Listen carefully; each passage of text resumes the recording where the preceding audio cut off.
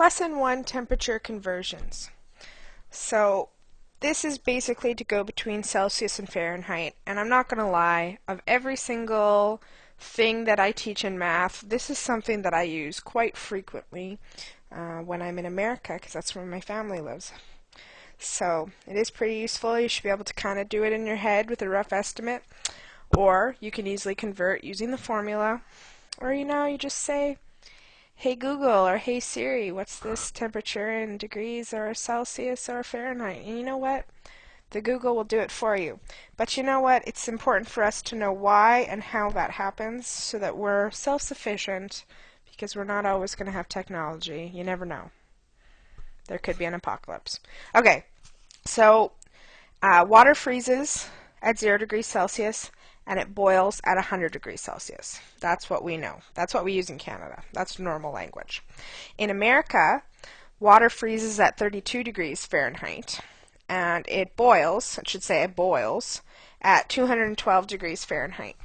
So using these comparisons, because they're something that are equal with different values, these two formulas have been derived. So what you have to be careful of is you have to determine what it is you're looking for. If you know Fahrenheit and you're looking for Celsius, this is your formula.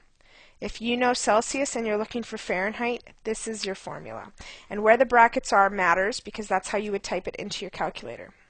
So while visiting Florida, Kathy heard a local person say that it had been very cold overnight and it was only 42 degrees.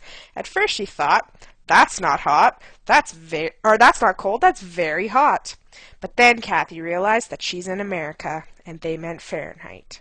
So what temperature was it actually in her head? So she knows Fahrenheit, she is looking for Celsius, so we are using this formula right here. So C equals 5 divided by 9 times, and we're going to replace the F with our Fahrenheit degrees, so 42 subtract 32. And I'm going to simplify the brackets now. So we have 5 divided by 9 times 10.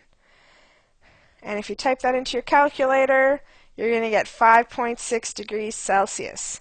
So that is a lot different than 42 degrees in our head. 5.6 is cooler, but let's face it, we're Canadian and that's t-shirt weather. Okay, example 2. Stephen was paving a road with heated tar in a hot summer day. He noted that the external temperature of the tar was 48 degrees Celsius. What was this in Fahrenheit? So we're knowing our Celsius and we're changing it to Fahrenheit. So we're going to use the formula F equals 9 divided by 5 times C plus 32. So what you should notice is that there's no brackets here. So really this is kind of like our brackets. You do this first. So we're going to go 9 divided by 5 times 48 and add 32 at the end, and you should get 118.4 degrees Fahrenheit. And that's the end. Move on. Bye.